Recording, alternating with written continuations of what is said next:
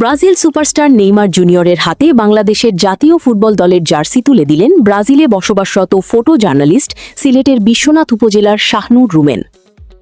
সামাজিক যোগাযোগ মাধ্যমে ছড়িয়ে পড়া ছবি ও ভিডিওতে দেখা যায় শাহনুর রুমেনের কাছ থেকে হাসি মুখে বাংলাদেশের জার্সি গ্রহণ করছেন নেইমার, যা ইতোমধ্যে বাংলাদেশি ফুটবল সমর্থকদের মধ্যে ব্যাপক সাড়া ফেলেছে। অনেকেই এটিকে দুই দেশের ফুটবল সংস্কৃতির এক সুন্দর সংযোগ হিসেবে দেখছেন।